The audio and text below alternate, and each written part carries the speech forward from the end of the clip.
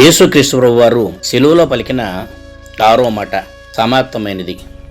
యోహాను సువార్త 19వ అధ్యాయము 30వ వచనంలో యేసుక్రీస్తు ప్రభువారు చెప్పినటువంటి ఈ మాట, సృష్టిలో భాగమయ్యుండి తండ్రితో కూడా ఉన్నవాడుగా ఆయన సృష్టిని సమాప్తం చేసి అది మంచిది అని తలంచిన దేవుడు. అదే రీతిగా ఆయన ఈ లోకానికి పంపించబడ్డారు.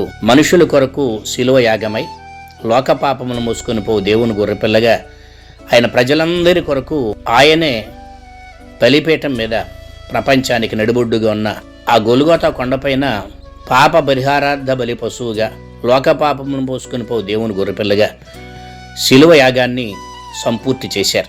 ఆయన యోహాను సువార్త 17వ అధ్యాయం 4వ వచనంలో, చేయుటకు నీవు నాకు ఇచ్చిన పని నేను సంపూర్ణంగా నెరవేర్చి భూమి మీద నిన్ను మహిమపరిచితిని అని యేసుక్రీస్తు ప్రభువారు పలికినటువంటి మాట ఇక్కడ మనం జ్ఞాపకం చేసుకొనవచ్చు. ఆయన అసంపూర్ణంగా ఏ పని విడిచిపెట్టలేదు. రక్షణ కార్యాన్ని కూడా మన కొరకై ఆయన సంపూర్తిగా నెరవేర్చటాన్ని మనం చూస్తున్నాం.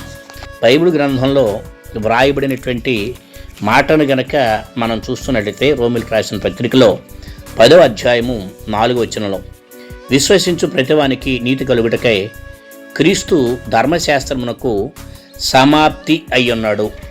కాబట్టి ధర్మశాస్త్రం యొక్క విషయాన్ని ఆయన తాను నెరవేర్చుట ద్వారా సమాప్తి చేశారు. అందుకనే ఒక రకంగా తండ్రితో ఆనందిస్తూ పలుకుతున్నటువంటి మాటే అనొచ్చు, యేసుక్రీస్తు ప్రభువారు చేసిన గొప్ప కార్యం సమాప్తమైనది అని పలకడం. కాబట్టి రక్షణ మన కొరకు సిద్ధంగా ఉంది.